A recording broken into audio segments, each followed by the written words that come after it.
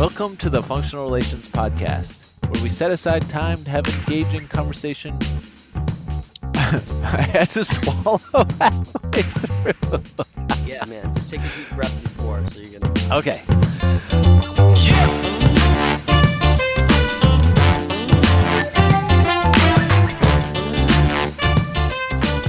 Welcome to the Functional Relations Podcast, where we set aside time to have engaging conversation on relevant topics related to behavior analysis.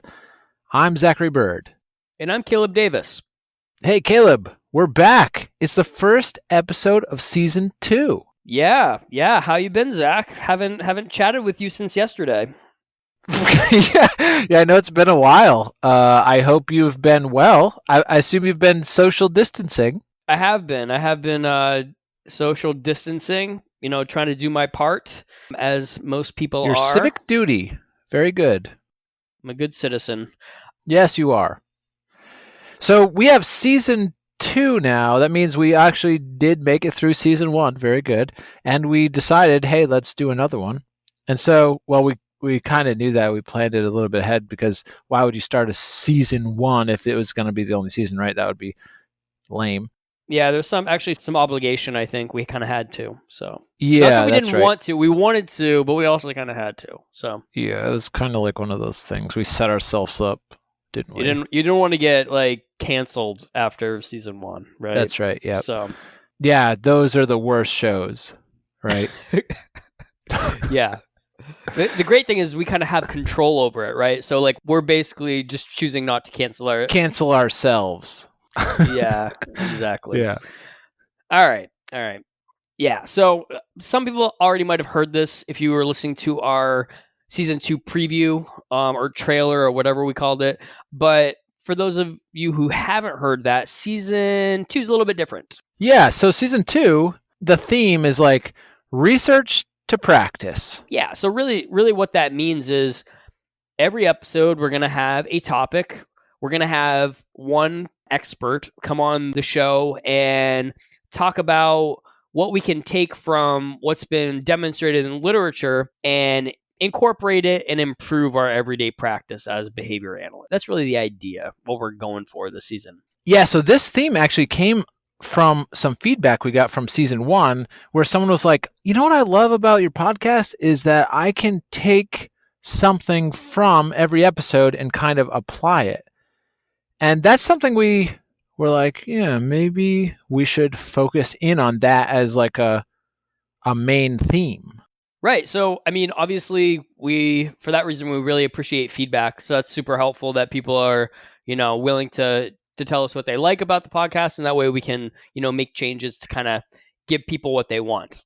With that being said, today's episode is kind of an interesting topic, in my opinion, because I don't really know much about this topic, right? So you, Zach, were actually the one who suggested it. So why don't you tell people what the topic is for today? Yeah, so it's on parent training. And I want to ask you a question, Caleb, and you don't know this is coming at you, but what do you think of when I say parent training? What do you think of? Parent training. Usually, when I hear the term parent training, it makes me think of just my experience when I did a little bit of in-home consulting. So okay. My background is not in-home consulting, but I did do a little bit of time in that area.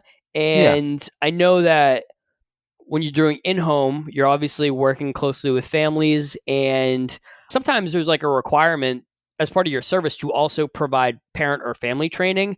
And so that's sort of what pops into my mind is you're doing in-home work, and in addition to maybe working one-on-one with the client, or maybe a therapist working one-on-one with the client, there's also this added piece of training the family to implement behavioral intervention as well. Okay, yeah, that makes sense. What about you, Zach? When you think of parent training, what do you think of? Because I know what you do is a little bit different than me, right? You have a consulting company. Right. Yeah. So I think before I started the company, I think I was kind of in line with you, where I would just kind of choose topics that I thought the family could work on, and I kind of just did it that way. But then when I started the company, I thought, I think one thing I've learned over time is that basically any topic, and I think we're learning this a little bit in the podcast too, which is like, take a topic, you can find someone who's an expert in it. And so why try to reinvent the wheel? Like, someone has already worked on this and has thought a lot more than I have about it. And so I started looking into finding a curriculum. And I found a couple that I use now that I think they're empirically tested, and I've found them to be super helpful, like super helpful. I didn't know what I was missing until I started using the different ones. So I use parent management training, which is Alan Kasdan, which is, it's a one that's been used for a long time, super effective. And I use RUBI, which is like a autism parent training curriculum. Okay. Yeah, I can see how that could be helpful. I'm assuming these have like a sequence of things that you teach. So you kind of start with basics and work your way to more advanced behavior management techniques. Is that right? Yeah, I think the sequence is part of it. So they've designed a sequence of lessons so that kind of skills build on each other. And then also the fact that, as you're reading through the curriculum, in both cases, parent management training and the RUBI curriculum, it gives you like a clinician script. So you can kind of visualize how the session's going to go based on like, all right, today we're going to do this. It kind of gives you an agenda that's like already written out, and they give you materials, right? So these are visuals for the parents to see these different things. There's like worksheets. Everything's all kind of in there. It saves me a lot of time. I don't have to try to design something. And, they obviously are experts in it. So they have already thought about it and they've tested it. And so, I just think it's a good way to go. Yeah. I mean, I think that makes sense, Zach. And it sounds like it's helpful. You found the RUBI, and what was the other? It was parent management. Yeah, parent management training. Yeah. So it sounds like you found both of those pretty helpful.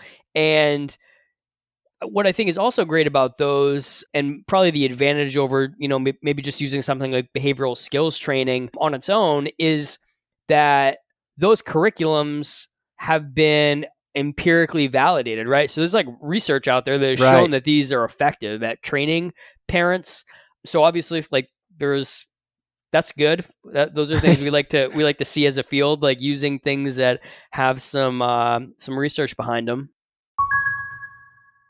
Hey, it's Caleb. Sorry to interrupt, but if you're a BCBA or a BCABA and interested in getting a CE for listening to this episode, you can purchase it at functionalrelationspodcast.com. This episode is worth 1 learning CE, and you'll need to provide 2 code words when you go to checkout.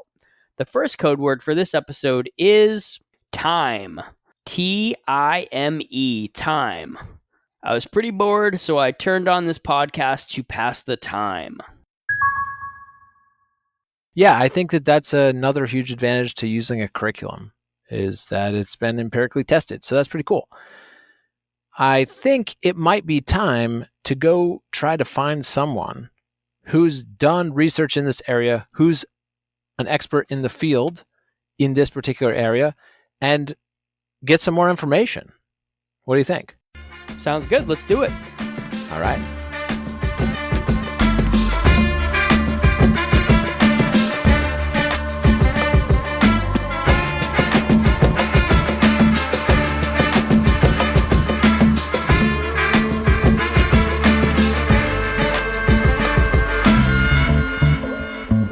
Hello, Dr. Bears. Welcome to the Functional Relations Podcast.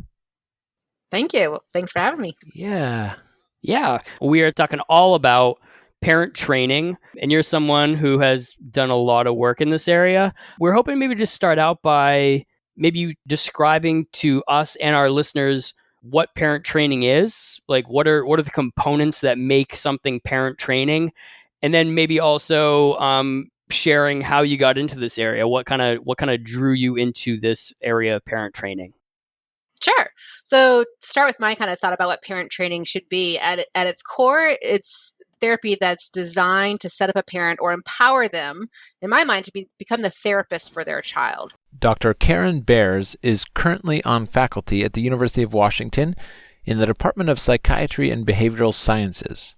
She has a clinical placement at the Seattle Children's Autism Center, where she runs the RUBI Parent Training Clinic.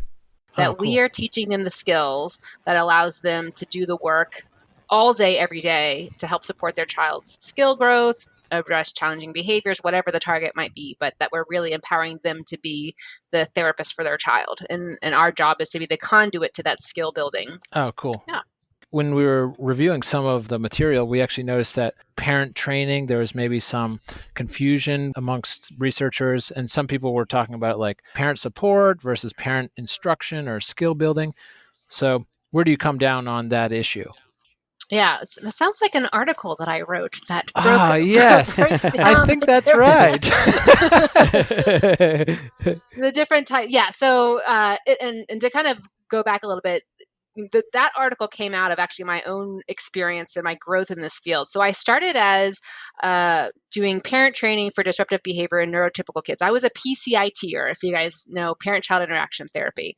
And again, I was in kind of general child mental health. And so for me, parent training, that word meant parent training for disruptive behaviors. And it wasn't until I got into the world of autism, I realized that it's actually a much bigger, broader umbrella term that actually includes a lot of different types of services. And so my colleagues and I kind of like digested the literature and kind of figured out that there's essentially a cluster of what we call parenting supports, where it's about building knowledge, supporting kind of care planning, versus interventions that are really more focused on, again, helping the parent become the therapist for their child. So we kind of separated parent support programs versus parent-mediated interventions. That seems to be the term that people are kind of using more frequently in the autism literature.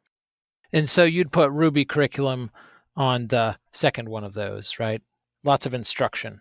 Yes, and acknowledging that there's lots of different types of parent-mediated interventions in autism. You have ones that are focused on core symptoms, language development, play skills, and then all those co-occurring behaviors that aren't required for the diagnosis of autism, but oftentimes seen. So things like toileting problems, sleep problems, feeding problems, disruptive behavior, and having parenting interventions for those kind of challenges that are, again, often seen in kids with autism. You mentioned the RUBI curriculum. For maybe those who don't know, do you mind just describing sort of what that looks like? Yeah. So it is a structured or manualized intervention or curriculum. It's 11 sessions, and the goal of the program is to have a therapist working with the parent. So it's a therapist to parent intervention over 11 sessions where we're teaching them a variety of strategies and skills that can be used to address challenging behaviors that they might be experiencing. The intervention itself follows principles of applied behavior analysis. So, of course, session one is teaching parents how to understand the ABC model and how you use that to inform hypothesis testing around the functions of behavior. And then obviously that is a stream that's then carried throughout, that you have to know the function of the behavior to know how to treat it. And so then we go into antecedent management strategies, consequences, and we actually end it with doing some skill building. Cool. That's great. So if you could think about like, a quick summary of kind of the research in the, like, where has parent training come from and where do you see it going? And just like, what is the state of research in the area of parent training? Do you mean in autism in particular? Because there's kind of these parallel. That's a good point. Yeah. I think in autism specifically. Yeah. So it's actually relatively new in the realm of kind of doing therapy research. I asked that question because there's been decades of research on parenting interventions for neurotypical kids with disruptive behavior. That's why your PCIT, Incredible Years, Defiant Children all comes from that literature. But parent training in autism is actually a little newer kid on the block, because historically it's been an intervention that has been focused on the therapist working with the child extensively for that skill building. So this idea of kind of bringing parents into treatment is a newer construct or idea in the larger kind of research on parent training. So with that in mind, most of the research to date has been focused on parenting interventions that are supporting the development of core symptoms of autism. So that's where you hear about your Jasper, Early Start Denver model, et cetera, that are designed to teach the parents to help teach their kids how to improve core symptoms of autism. The idea of having parent training supporting kind of those co-occurring concerns or behaviors is even newer. And RUBI, I think it was the first big program to come out of that emerging literature. you said, it's kind of relatively new. And I know just from my own experience, I've done a little bit of in-home consulting, not as much as Zach, who kind of does it, day in and day out. But why should practitioners consider incorporating something like RUBI into their practice? Like, why is that important? I think there's the practical piece. What I've been hearing more and more is that insurance companies are mandating some form of parent training to be included as part of ABA therapy. So who's paying for it oftentimes dictates what services we provide. And I think so this is an avenue to be able to provide that part of the service that is being asked to be delivered to families. And then I think it goes back to this idea that we as therapists can be with the kids as long as we're with the kids, and then we leave and go home about our business. But the parents are with the kid 24/7 or as close to as possible. So actually it's the cell that I use for RUBI. I say that I could work with your kid for an hour in clinic and work magic, and your kid will be beautifully behaved with me, and then I'm going to send them home. And you have them the other 6 days and 23 hours. So I would rather teach parents to be the all day, everyday therapist, knowing how important intervention hours are for our kids with autism, and being, especially for families that are even kind of dealing with wait list issues. They're not even getting the hours that they're supposed to be getting, but you can turn them into therapists, empower them to be the therapist for their kids. So the children ultimately will be getting more therapy hours in a week's time. Oh yeah, I love that. I hadn't thought about it that way. I live in Roanoke, Virginia, and Roanoke's a mid-sized city, but if you go 10 minutes in any direction, it becomes quite rural pretty quickly. Mm-hmm. Mm-hmm. And there are huge wait lists and I'm sure that that's the case a lot of places, because Mm-hmm. there's just not enough practitioners to meet the need right now. Mm-hmm. But I hadn't thought about it as like, okay, yeah, while you're on this wait list, let's get started anyway, and we can work on parent training. And then when we have a therapist available, maybe that would be, something we could do. But in the meantime, empowering them to be like, okay, well, this is what we got right now. This is what we can do. That's pretty cool. Interestingly, that seems to be one of the more common ways that I'm hearing RUBI is being applied. It's the wait list time killer. It's providing right. kind of a short-term intervention while the parents are waiting for, and actually, frankly, teaching them the baseline skills that we would want them to know about as their kiddo ultimately enters into a more comprehensive ABA program. Yeah, that's cool. Yeah, that actually makes sense. That it probably in some ways is kind of convenient when somebody already has like a little bit of a foundational knowledge when you start services, rather than kind of starting from scratch. So I could definitely see the value in that. Mm-hmm. If there was someone who was interested in using the RUBI curriculum, how should they get started? What should they do? Yeah.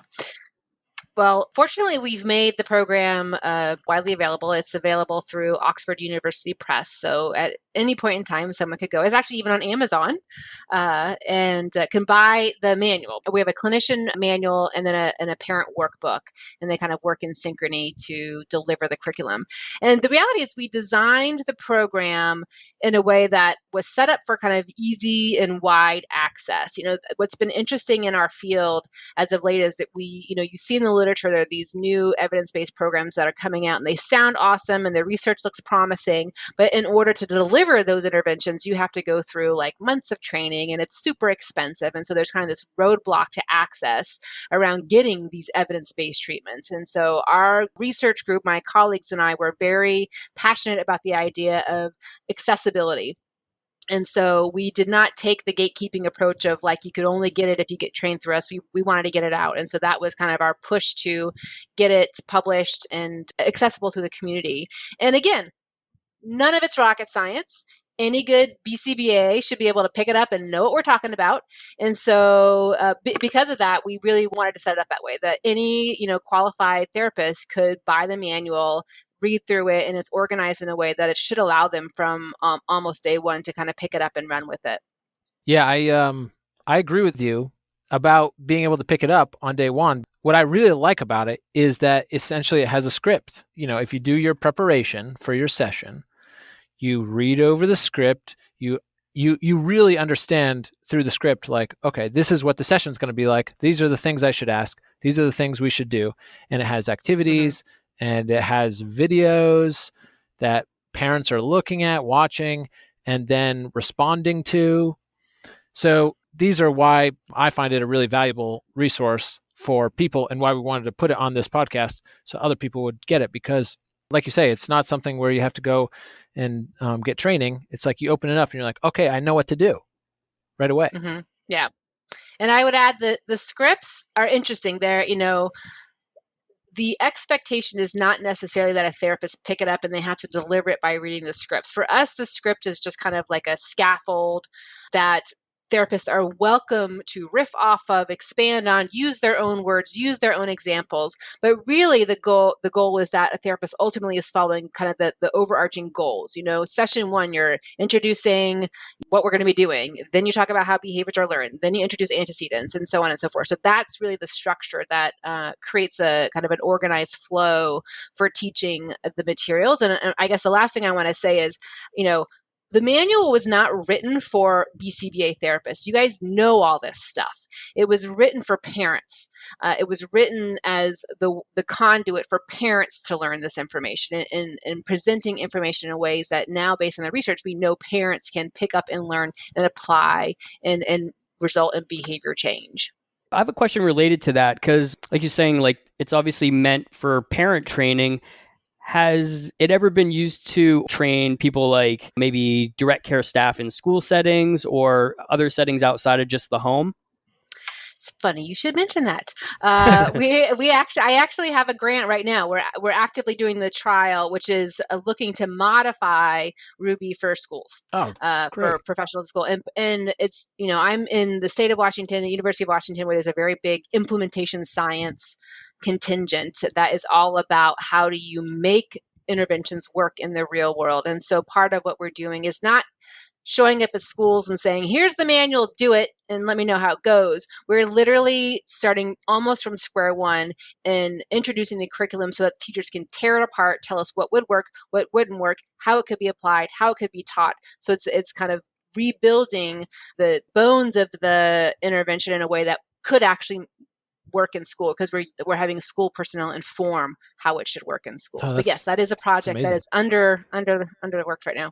That's very cool. I know because I mentioned, I've never used the RUBI curriculum, mainly because I don't do a lot of in-home work, but Zach was a little while ago, who's actually just kind of sharing some of the resources, like showing me like what the RUBI curriculum looks like. And as soon as I saw it, I was like, this content would be really helpful for a lot of like the teachers and direct care staff that I work with in my everyday. So I think that's really exciting that you're moving in that direction to see if it, something could be developed for those people too. Caleb, I'm really glad you asked about that. That was great. Thanks, Zach. So, I mean, I guess a question I have is, Zach and I have a long history of implementing protocols, like we, whether it be like functional analysis protocols or various protocols. And we know that sometimes when you're implementing a protocol, things maybe don't go as planned, or there might be like little things that pop up that you kind of have to troubleshoot. Specifically to the RUBI, are there things or common problems that sometimes have to be troubleshooted that you found just with like widespread implementation of it? Yeah, I think some of our stumbling blocks are things that you're going to find that are independent of RUBI. It's just like trying to do therapy with highly stressed families. But the biggest thing that we have done clinically is, for me, it's kind of prevention. It's antecedent management. It's making sure that a family is ready to initiate RUBI in the first place. And what I mean by that is, my first session is my intake, and I have a whole written up intake procedure that makes sure that the family knows exactly what they're getting into. The demands around the program, that it is, homework every week, that, you got to bring your book to sessions, we got to meet weekly, whatever. I'm setting them up to know what they're getting into in the first place. And I kind of joke with my trainees that it's a little bit like speed dating. Like, I'm making sure that you're a good fit for me, and you're making sure I'm a good fit for you. And the thing that I've added within the last 6 months, which I think is really, really important, it's the new message that I've been sending out to all my trainees and anyone I do a talk to, is that to appreciate that our families, well, they're just chronically stressed regardless. But our families are those that have been sitting on wait lists typically for months, if not years, to get through the door. And that means that when their number is called up, there is an undue amount of pressure for them to stay in treatment, even if they're not ready. because it happens to be a bad time for them. But they're not gonna break up with us because it took so long to get to us in the first place. And so I have set up in my clinic the idea that here's what I'm asking of you to participate in RUBI. And you need to let me know if now is not a good time, or if 3 sessions in it's not a good time, or 6 weeks into, and I'll tell you that we will pause treatment and you can take care of what you need to take care of. And then you come right back and you are right back in the door. So there's no going to the bottom of the wait list if a family has to cancel or stop treatment. And for me, that alleviates the pressure from the get-go of families feeling like they have to participate in treatment because it took so long to get there and they'll never get in again. And I found that has helped, make sure that the families that are starting are likely to stay in. But again, it alleviates that pressure of like, now we're in week 5. We haven't done any homework, but we're going to keep plodding along because they don't want to drop out, and so for me, so much of making the program successful is setting the families up for success, knowing what they're getting into and knowing that they have the ability to leave and come back. And I think that has made treatment in general go much more smoothly. Oh, that's so smart. That's a great advice. I know that I will benefit from that advice. And so I'm hoping other people will benefit also. That's awesome. That's great. Yeah. So are there any common modifications you make? Like if things are not going, so a good example is what you just mentioned about like maybe homework's not done, or do you ever make modifications to help families out? Yeah. Well, I'll say there's a couple of things. The first is kind of the modifications from the clinical trial protocol versus the real world clinic protocol. In the research trial, it was, you have 11 sessions that you have to get through in 16 weeks. And then we do booster sessions every other week until week 24. That's a, structured research curriculum, and again, in research, I could take as long as I wanted for a session. I was paying them to show up, all these things that like do not translate into the real world. So I'd say the biggest modifications are, that they're hour-long sessions because that's what I am billing for. And I got another patient waiting the next hour. I take as long as I need to get through treatment. I don't pressure myself to do 11 sessions in 11 weeks. That's just not going to happen. You get done when you get done. And then I think within the sessions, again, this kind of goes back to, you're going to hear a theme here, that I am incredibly sensitive to what our families are bringing in and how I structure my intervention around that, right? So the first place, again, is setting them up for even starting the program. And then, for me, a part of the success of the curriculum is really allowing the parent to be a partner in the treatment and setting them up for success week to week. I think there is this pressure as therapists to like design the perfect assignment, or you really should be working on this, or you have to do it this way. And our parents will nod their head in the session and then leave and never do what we tell them to do because we have asked too much of them. And so I am all for being super mindful of how we're setting up each and every homework assignment so that it really is tailored to everything about the family. What are they capable of? What are they soaking in that session? What are they defining as target problems? And what are they interested in doing as homework? This is going to be the most controversial thing I'm going to say about RUBI. and that is, despite it being based on principles of applied behavior analysis, it is not a behavior treatment. It is a skill building program, which means the goal of the intervention is to get parents to understand how to do a visual schedule, how to use a timer, how to set up a reinforcement contingency, how to do a task analysis and chaining, right? And if you can appreciate that the intervention is about building skills in a very funny way, the actual homework assignments don't matter. Like how you specifically apply it, right?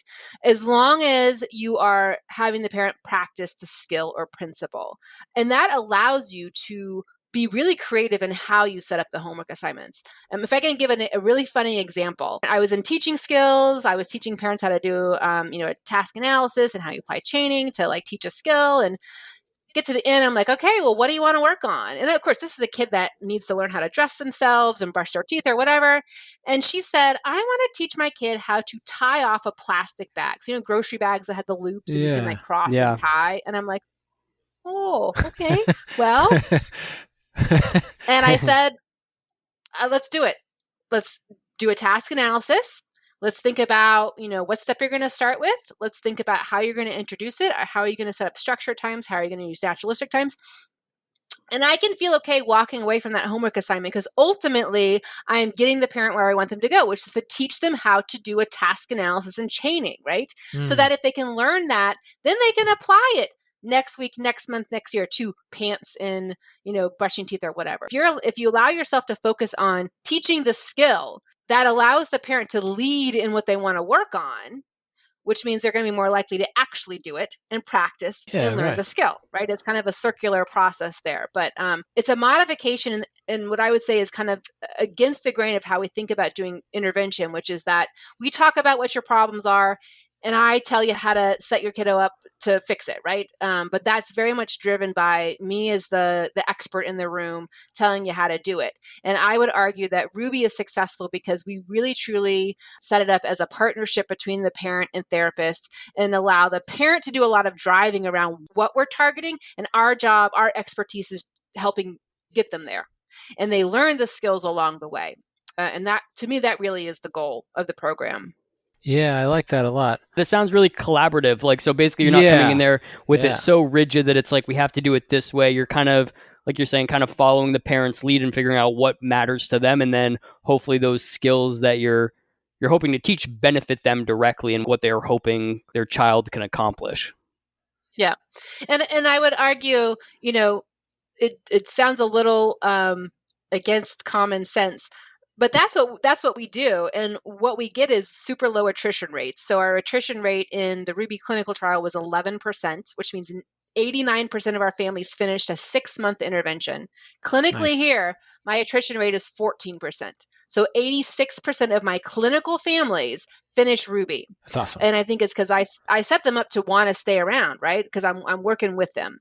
And all that said, our outcomes still are great, right? Like following that model, we still get 50% reductions in disruptive behavior, 70% positive response rate. So it's not like kind of taking this little funky-ish approach to delivering the curriculum results in our parents solving problems that don't result in behavior change. We still get the behavior change, but we're just being very mindful of being responsive to what the parent, what's their priorities in treatment, and using that as the conduit to teaching the skills.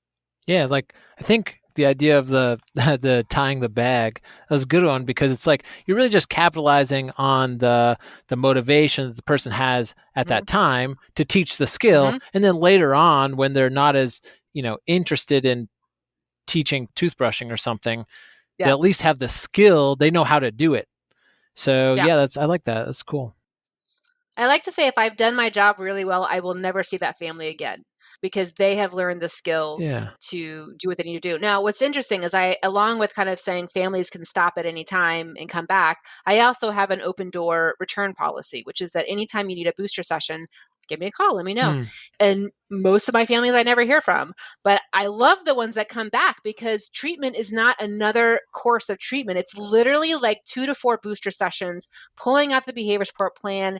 They already know what I'm talking about. So we go right into the problem solving. And again, in 2 to 4 weeks, we have, addressed whatever new issue or concern that's come up that the parent wasn't quite sure how to handle. So it's a really nice way to set the parents up for any type of return visit care that you would provide.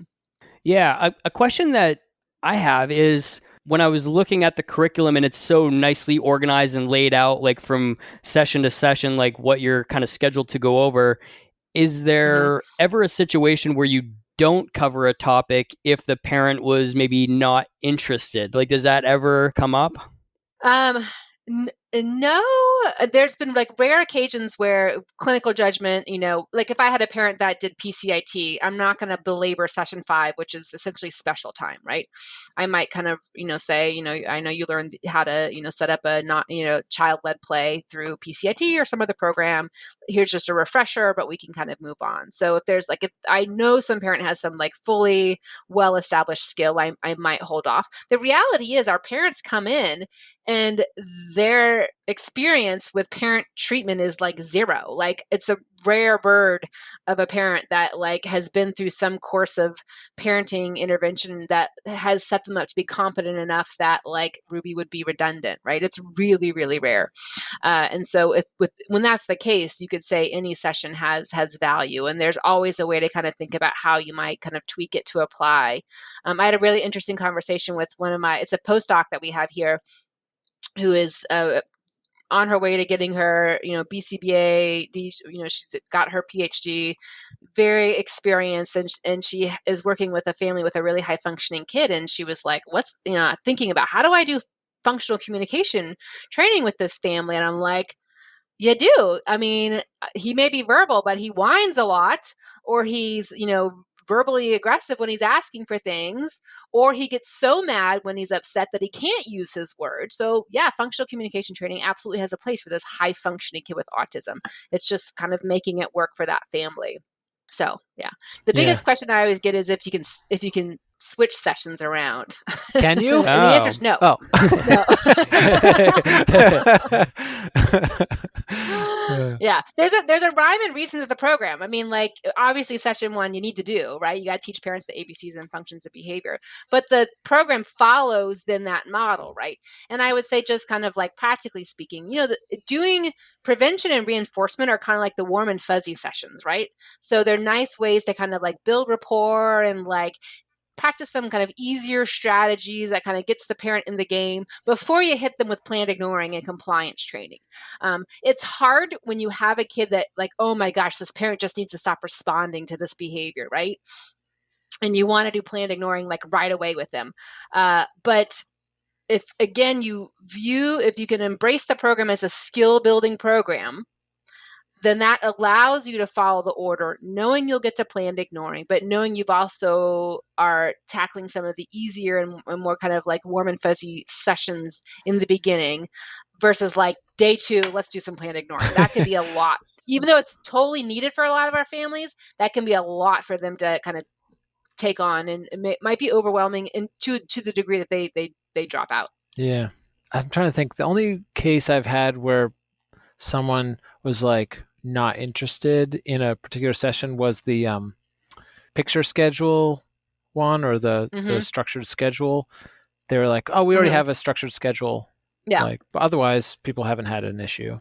In those cases, I would go through the daily schedule just to check, because what they think they're doing and what might actually be able to be changed sometimes there's a discrepancy. But that session actually allows visuals to be optional. Yeah. You can focus on just kind of like tweaking the daily routine, and then if they like, I do have families that have really nice visual schedules already. I don't need to reinvent the wheel, and I'm very much into the idea that if it ain't broke, you don't have to fix it, right? So if the morning routine is going well, I don't need to throw a visual schedule on top of it, right? It's using the strategies and skills where they're actually needed. So, yeah. Cool. So as we've been spending all this time talking about the RUBI, and I'm sure people who are listening, some of them might have some interest in implementing it for the first time. I know I'm learning a lot about it right now, and already I'm thinking about how I could apply this to my everyday practice. Do you have any advice for clinicians who might be thinking about trying it for the first time? Like, are there any details that you think it's really important that people pay attention to that maybe are sometimes overlooked when you're first implementing the RUBI? Again, the ability to just kind of get access to the manual and kind of reading through it, and thinking about, how it might play into their clinical practice. I think the program is set up to be able to be kind of a widely used program. Like we can use it with a nonverbal 3-year-old as much as a high functioning 10 or 11-year-old. I think part of it is making sure though that there are other places where match to patient is important. I will say RUBI can do a lot of things. It is not a treatment for, kids who are engaging in high risk or dangerous behaviors where self-harm is a concern or harm to others is a concern, and also some target problems. Like we actually say RUBI is not good for things like Pica, in Caprices. Even if elopement is the target behavior, then RUBI is not the right fit. It's not really what it's, you could hit it along the way, but it's really not, an elopement protocol per se. So making sure that you're kind of getting that match of the curriculum to, what you're hoping to do with the family. So if you had behavioral treatment and RUBI going on at the same time, like, would you do it at the same time? So like, let's say you had someone who's got Pica or you have some self-injury. Would you do them both at the same time or? I think the thing to think about is kind of parent demand, right? If the parent is going to be involved in the elopement protocol, for example, or the Pica protocol, because RUBI asks a lot of our families, right? Yeah, it's sure. not just passively listening and then Yeah. Going on about your business. And so I'm always, and this is not actually with just another protocol. It's any type of treatment program that they're setting up for themselves, being mindful that they're setting themselves up so they're not, their bandwidth is not spread too thin, right? So that's something to consider. I have families that are doing RUBI and have an ABA therapist in the home working with their kids, and it's worked beautifully. There's been a really nice synchrony between what we're doing and what they're doing with the kiddos. The more kind of logistical, straightforward answer is actually just access, right? Like I work in a clinic that has a kind of higher tier biobehavioral clinic that works with those more severe kids. Their wait list is way longer than mine. And so I might have a kiddo that has all kinds of challenges, including elopement or Caprices, and I'll go ahead and do my trial of RUBI and kind of knock out whatever I can with that. And while they're sitting on the wait list, and then can get pulled into, another more targeted intervention or protocol. Cool. Yeah, I'm good with simultaneous as long as we're being mindful of kind of parent resources in terms of implementation. Yeah, that's great. Well, thank you. So I know we can buy the manuals, Amazon or I think Oxford University Press, right? Mm-hmm. But you also have some webinars and things like that. So where do we go to get those ones? Yeah, so I am collaborating with a company.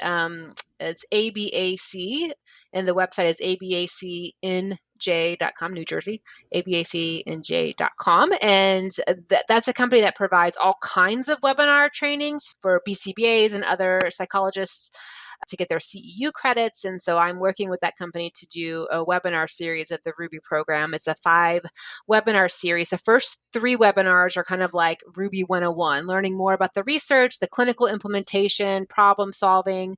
And then I have a 4th webinar that's more on like, how do you set up a RUBI clinic? So I talk about things like clinic structure, billing, incorporating trainees. And then my last webinar is actually on implementing RUBI in either telehealth or group formats. Oh, cool. So if anyone's interested in learning more, those are some options for additional or more in-depth training, I would say. Yeah, I love that. I have thought about group, so I'm going to check that out. Well, thank you so much for coming on the podcast today. We really appreciate it. And we hope that someday you'll be back again. Love to. Thanks for having me. Yeah, thank you. Thanks a lot.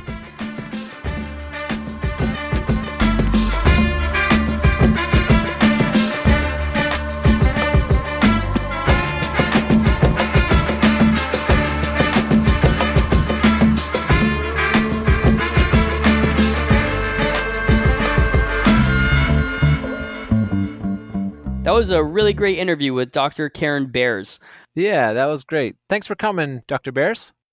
Before Zach and I get into talking about the interview, we wanted to take a little bit of time to show our appreciation for all the people who support us. Yeah, we received a lot of support in a lot of different ways. Thought it would be good that we just kind of talk about that for a second.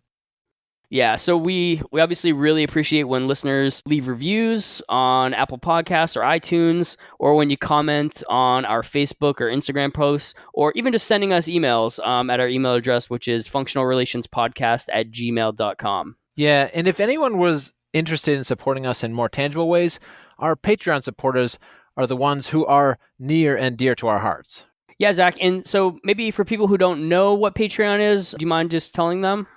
Yeah, sure. So Patreon is a website that allows listeners to access behind-the-scenes posts. We put up some bloopers. We always put up updates.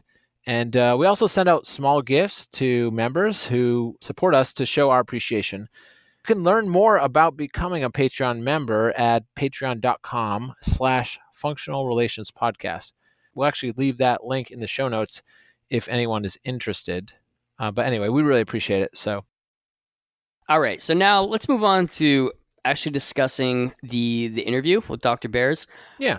Zach, what were your thoughts? Did you like it? Yeah, I loved it. I thought I really appreciated that Dr. Bears came to talk to us. Well, my first thing when I was reflecting on the interview, I just got this sense that she really was, she just had a really compassionate way about her. Like she was always thinking about like how much stress is on the family that I'm working with.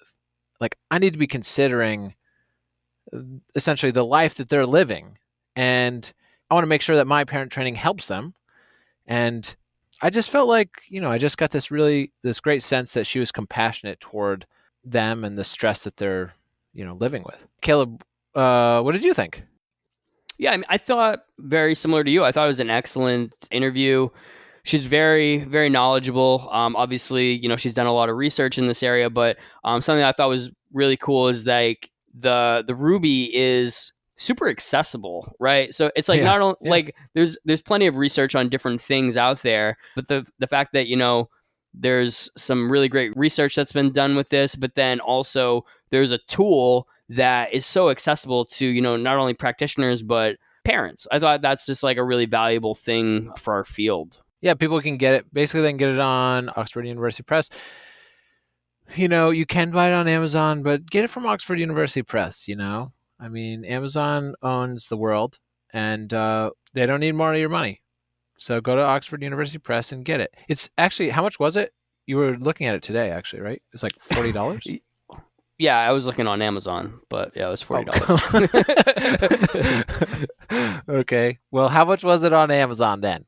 Yeah, it was like $40. Okay, yeah. So yeah, pretty affordable. I was actually thinking about purchasing it after the interview. I was like, I might want to add that to my book collection. Amazon cart. Yeah. But okay, cool. So obviously we had a number of different questions that we posed to Karen, and I thought she gave really great answers. But let me ask you, Zach, now that we've had the interview, how would you define parent training? Well, Dr. Bears defined it as empowering parents to be the therapist for their own child. Right? Yeah, I think so. I think that's a pretty concise definition, right? And that could obviously involve a lot of different things, like implementing a bunch of different interventions. But yeah, I think overall, like that, like teaching someone to be able to implement strategies and skills with their child. I think that's parent training.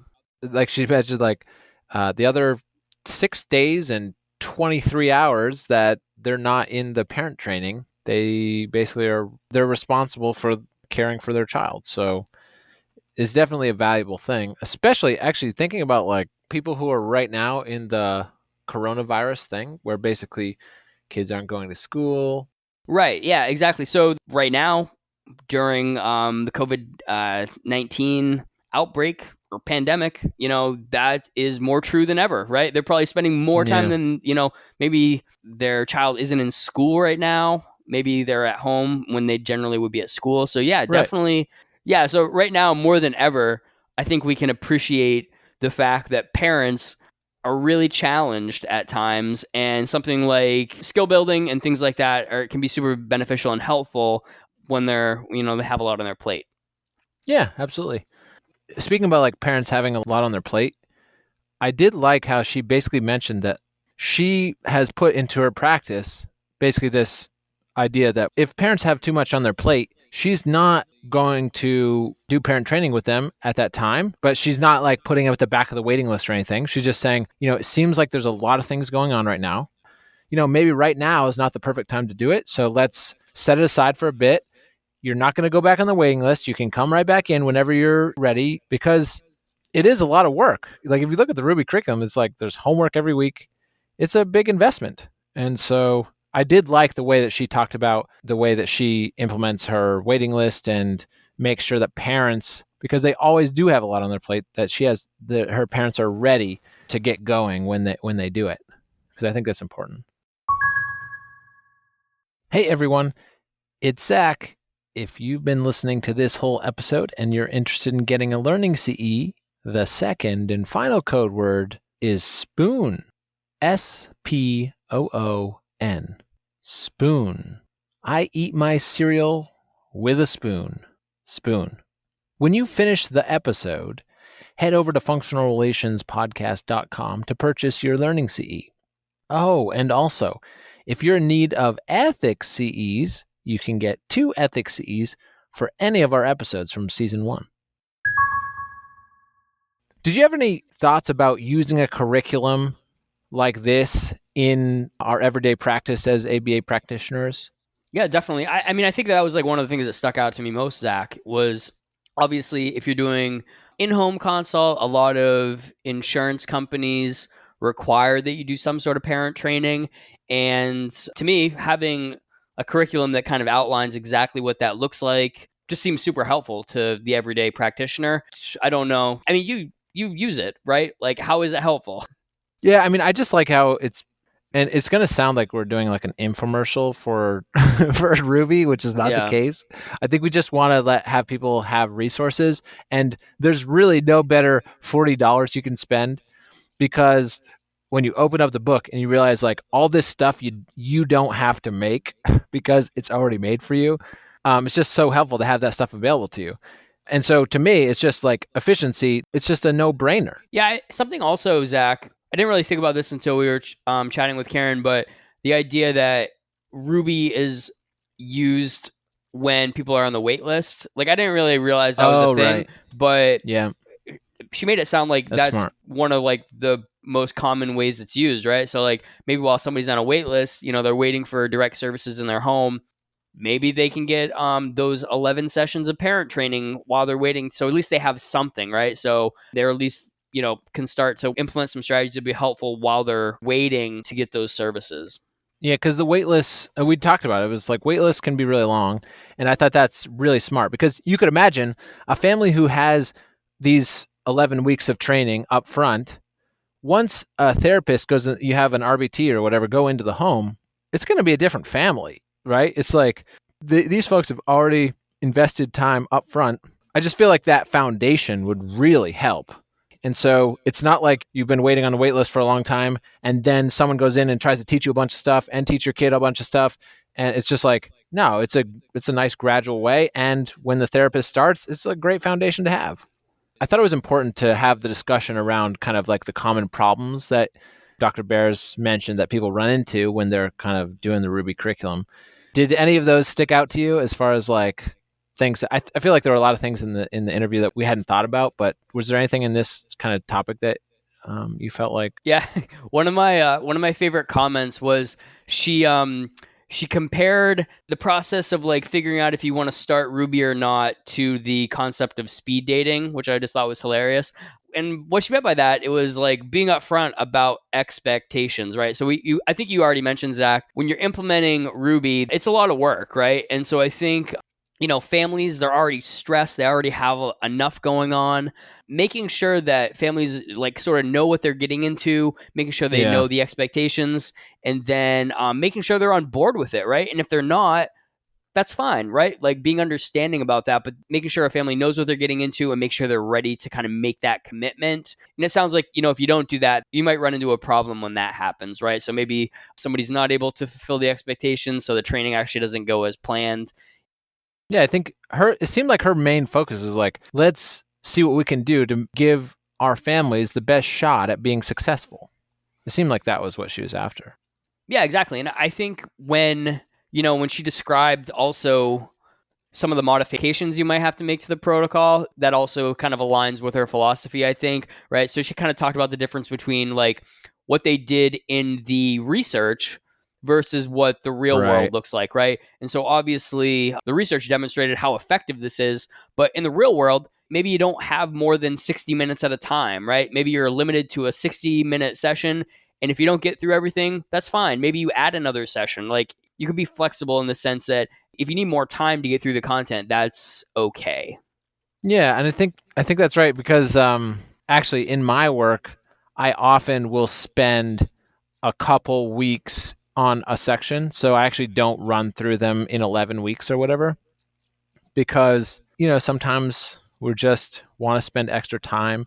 We don't have time. And like you said, if we don't have time in our block that we have set aside, then we just decide like, okay, well, let's just finish it up next week. And so we're not in the, the research thing where we have to stick to the schedule. We're understanding with our parents and how sometimes they need a little extra time to finish out one of the sections, and that's fine. Like it's great. Like again, we're looking for like success. We're not looking to like rush through anything. So right. Yeah. In the same way, if somebody like a parent is already kind of familiar with the strategy, maybe you don't have to spend as much time on it either, right? Like maybe you still want to go through it.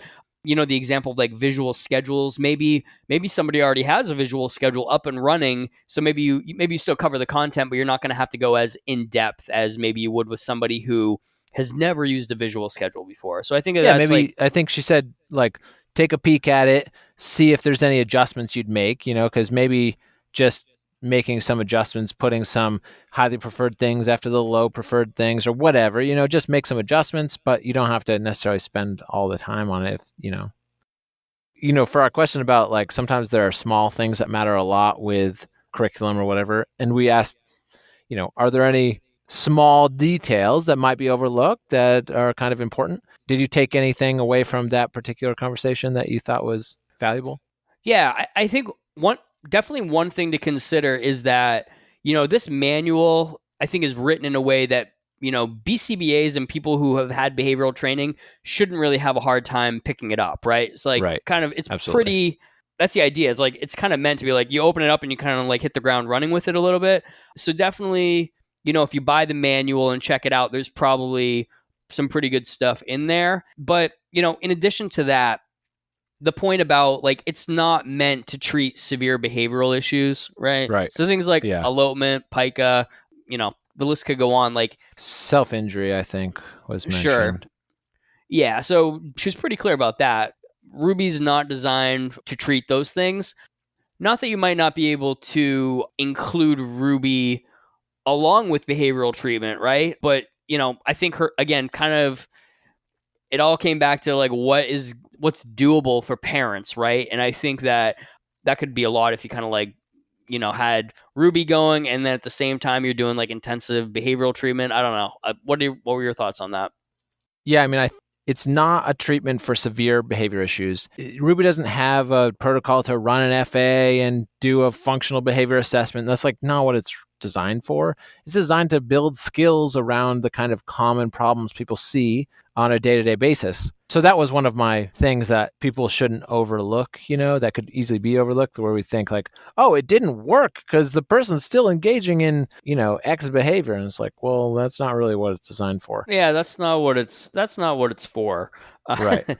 But exactly. Yeah, as we're wrapping things up right now, like the big things for me were like, parent training is important. Parents are the ones that are oftentimes spending the most time. Right. We're not always there. Like, obviously, as BCBAs or people that are trained in behavioral intervention, we can generally get problem behavior under control relatively quickly, but that's not super helpful if we're not there, right? So yeah, absolutely. So the important thing is like, we want to be able to train parents and caregivers to be able to implement strategies so they can control disruptive behavior across the board, right? So I think, the RUBI is an example of an excellent curriculum that can be really helpful as you're trying to figure out what your parent training is going to look like, right? So I think that to me is like the thing that I took away is if I ever have to do parent training, I feel like the RUBI or something like it is something that could be super helpful when you're trying to figure out what you're going to do. So you don't have to reinvent the wheel, right? It's research backed. It's like shown to be effective, which is awesome. Yeah. I want to say that Dr. Bears and the people involved in RUBI are not giving us any money. But I will say this. It's $40. When I think of it, it's like, I can buy this manual for $40, which is, it's less than a half an hour of billable time. So if I'm spending more than a half hour putting together parent training, like maybe just take a look at buying the manual so you don't have to reinvent the wheel. That was I think using a curriculum. That's like my takeaway. go look for a curriculum that kind of meets your needs and find one that's evidence-based. And that's my big takeaway. Interestingly enough, Zach, that actually fits perfectly into our season 2 theme, right? So basically, you have this curriculum that's been studied, it's been evaluated empirically in the research, it's been shown to be effective, and now it's readily available to be implemented in practice. So I think we accomplished our goal for episode 1 of season 2. Yeah, I like this. I like the theme, man. This is a good setup because I think I really hope that people feel like as we go along here, this is only episode 1, but I feel like as people get into the season here, I really hope that people find it really valuable. So we're going to leave all of the resources that Dr. Bears left for us in the show notes. So you can check out purchasing the manual. Of course, you can buy it on Amazon, but you can also get it at the Oxford University Press. What else was there? I don't know. I'm anxiously waiting for the school-based version of RUBI to come out. That would be cool. Maybe we could have her back when that comes out. That would be pretty neat. Oh, yeah. There's also webinars, right? So there's abacnj.com. There's webinars coming up starting in April. I think it's April 17th. And then it goes into May, and I think there's 4 or 5. So check that out. We'll leave a link to those. And then we'll also put all the articles that are related to RUBI that she sent to us. So you can take a look at the research too. Anything else, Caleb? I think that's it. All right, great. Well, so if you're interested in CE for this episode, you can head to functionalrelationspodcast.com. If you want to support us in a tangible way, you can go to patreon.com/functionalrelationspodcast. We're trying to get our podcast to be sustainable in the sense that all of our monthly costs are taken care of by our Patreon supporters. So you can check us out. We're on our way to that goal right now. So Caleb, thanks a lot. This was a great episode. I hope you enjoyed it because I know that I did. Thanks, Zach. And we will talk to you soon. Oh, wait. So our goal is to have an episode every month during this season, but we're actually going to release the next one next week. It's going to be released early because of the virus and the usefulness of telehealth. Right. So spoiler alert, we're hopefully going to have a episode on telehealth coming out very soon. Yes. All right. Well, thanks, everybody. We'll talk to you soon. Bye-bye. Bye.